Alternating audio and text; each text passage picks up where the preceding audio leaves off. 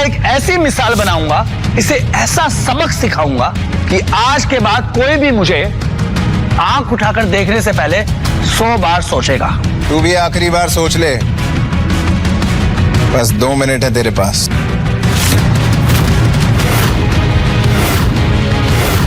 तू पूरी दिल्ली में कहीं सेफ नहीं बचेगा।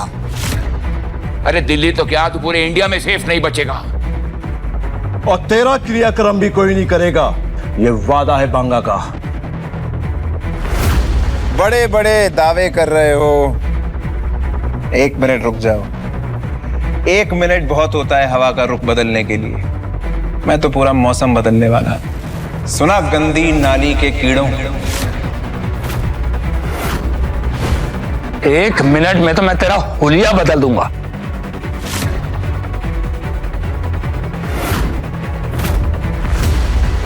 युवराज, दिमाग खराब हो गया तुम्हारा।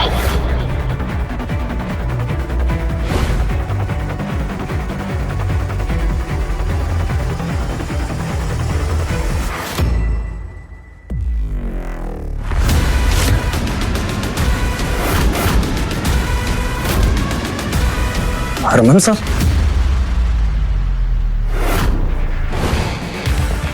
आओ हरमन, अभी तो पार्टी शुरू हुई है। तापमान बढ़ने वाला है।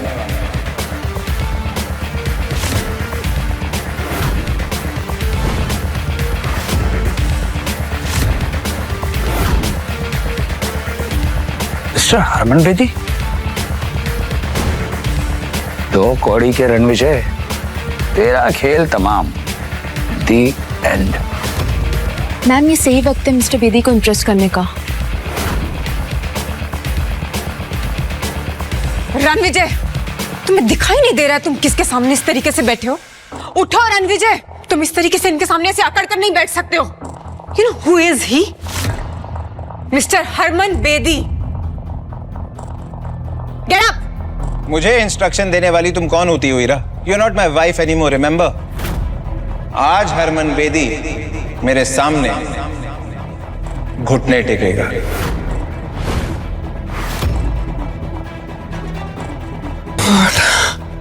हौखला गए हो तुम रणविजय।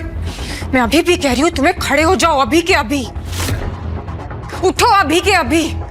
वैसे भी इतने बड़े इवेंट में होने की तुम्हारी औकात नहीं है। मामूली तुम्हारी सोच है हीरा, मेरी औकात और ताकत का नजारा तुम अब देखोगी।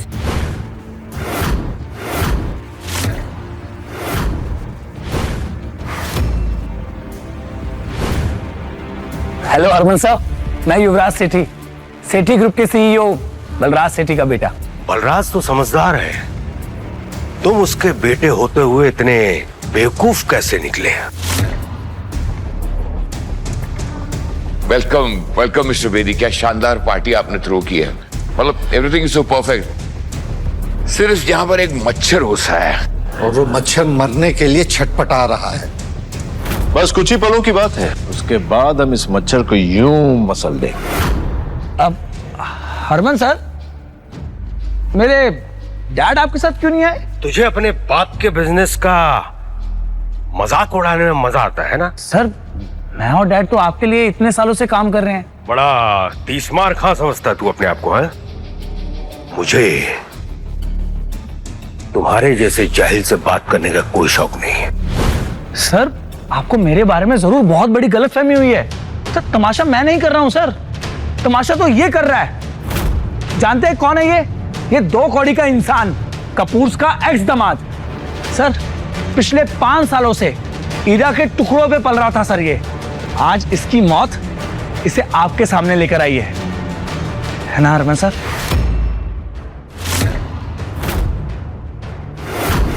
हरमन सर, ये सड़क छाप बेशर्मों की तरह इस एलीट इवेंट में घुसाया, और तो और साउथ दिल्ली के 3 सबसे बड़े बिजनेस ग्रुप्स को इसने इंसल्ट किया। सर, यहां तक कि आपके लिए रखी ये वीआईपी सीट पर जा बैठा। जेब में अठन्नी नहीं और हेकड़ी ऐसी जैसे कहीं का कोई राजा हो। आज तो इसकी हेकड़ी का तेल भी निकलेगा और जनाजा भी। इस फटीचे को तो मैं अभी यहां से बाहर फेंकता हूं। सही का बाहर फेंकवा देना चाहिए, लेकिन इन्हें नहीं। तुम सबको।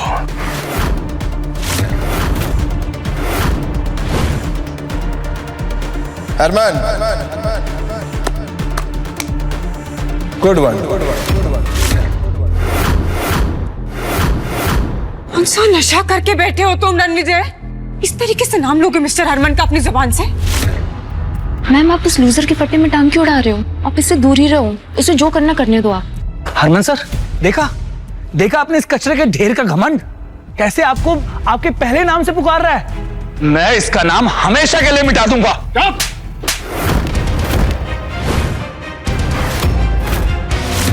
हरमन जी, आपने युवराज को थप्पड़ क्यों मारा? ईरा मैम जल्दी यहाँ से निकलते, वरना रणविजय का गुस्सा बेदी सर आप पे ना निकाल दे। उसने खुद ब खुद अपनी मौत को बुलावा दिया, हम इस पर कुछ नहीं कर सकते।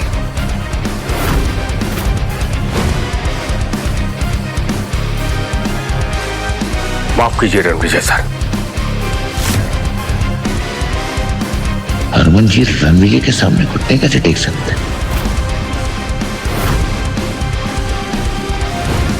मुझे आने में देरी हो गई, आपको जो सजा देनी है मुझे दे दीजिए, मैं भुगतने के लिए तैयार हूं। हरमन, सीधे खड़े हो जाओ। हरमन, अगर तुम पहले आ जाते तो मैं ये ना देख पाता कि तुम्हारी परछाई में यहाँ लोग कितने घमंडी होते जा रहे हैं। जिन लोगों की औकात प्याज टमाटर की रेडी चलाने की है, उन्हें तुमने पूरा बिजनेस सौंप रखा है दिल्ली का।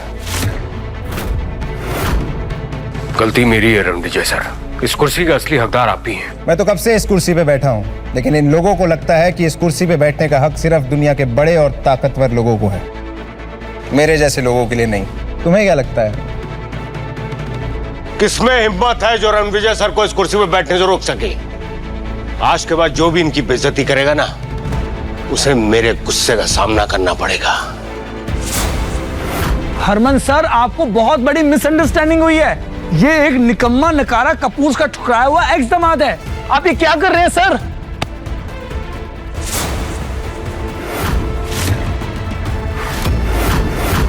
डैड, आपने मुझे धक्का क्यों मारा? तू जैसा नालायक और नकारा इंसान ना मेरा बेटा हो सकता है और ना ही सेठी ग्रुप का हिस्सा।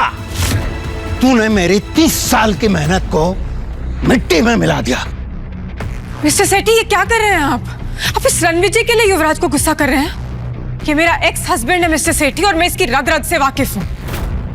डैड, इस पालतू और फालतू आदमी के लिए आपने मुझे धक्का मारा। आज मेरा अपना खून मेरी विरासत के लिए खतरा बन गया है। रणविजय, ऐसा क्या गेम खेला है तूने जो मेरे डैड मुझे मार रहे हैं? तेरे डैड ने तेरी तरह घमंड का चश्मा नहीं पहना हुआ, असलियत जानते हैं। युवराज, आज तू सिर्फ मेरे लिए एक शर्म बन के रह गया है। मैं तुझे अभी इसी वक्त सेठी ग्रुप से बेदखल करता हूं। गार्ड्स, ले जाओ इसे और मुंह बंद कर दो इसका। डैड प्लीज, आप ये क्या बोल रहे हैं? डैड, आखिर कौन है ये आदमी जिसकी वजह से आप मुझे अपने बेटे को बेदखल कर रहे हैं? डैड, मेरी बात सुनिए। डैड। बलराज, अगर आज तुम 10 मिनट लेट हो जाते हो तुम्हारा पूरा का पूरा एम्पायर खत्म हो जाता, क्योंकि रणविजय सर अगर किसी का मुकद्दर बना सकते हैं तो मिटा भी सकते हैं। हरमन जी, मैं आपके आगे हाथ जोड़ रहा हूं। मैंने आपके लिए 30 सालों तक काम किया है। आपको मेरी वफादारी का वास्ता है सर। मेरा अपना खून आज मेरे मुंह पे कालिक पोत के चला गया है। हरमन जी, मैं आपके आगे हाथ जोड़ता हूं, प्लीज मेरी इज्जत मिट्टी में मिलने से बचा लीजिए, प्लीज। आपका इस बारे में क्या बोलना है सर? बलराज सेठी एक बहुत ही पावरफुल और सक्सेसफुल एम्पायर का सीईओ है, तो आज क्यों सर झुकाना पड़ रहा है? सेठी ग्रुप हरमन के साथ 30 सालों से फल फूल रहा है, तो आज क्यों ये दिल देखना पड़ रहा है? बलराज, तेरे बेटे को कैसे माफ करूं? घास, मेरे बेटे को वापस लेके आओ। वो रणविजय सर से माफी मांगेगा। मिस्टर सेठी, आप गलत कर रहे हैं। ये रणविजय की क्या ही औकात जो युवराज इससे माफी मांगेगा? चुप रहो तुम। तुम्हारी वजह से आज मेरा बेटा ये स्टूपिड हरकतें कर रहा है, समझे? मुंह क्या देख रहे हो मेरा? माफी मांगो रणविजय सर से। रणविजय सर, इस बदतमीज का फैसला आप कीजिए। आप इसे चाहे जो सजा दे दीजिए सर, मुझे मंजूर है। ये वही है ना जिसने मुझे धमकी दी थी कि मेरी टांगे तोड़ेगा, मुझे धक्के मार के बाहर निकालेगा। और हाँ, मुझे ये भी कहा था कि मैं कपूर परिवार का निकम्मा एक्स दामाद हूं। युवराज, तू अपने आप को बहुत बड़ा आदमी समझता है ना, लेकिन शायद तूने वो कहावत नहीं सुनी, ऊंट पहाड़ से छोटा ही होता है। और हीरा, तुम बड़ी तरफदारी कर रही थी इस आदमी की। अब बताओ क्या कहना है इसके बारे में? बलराज, तुम मेरी जगह होते तो क्या सजा देते युवराज को?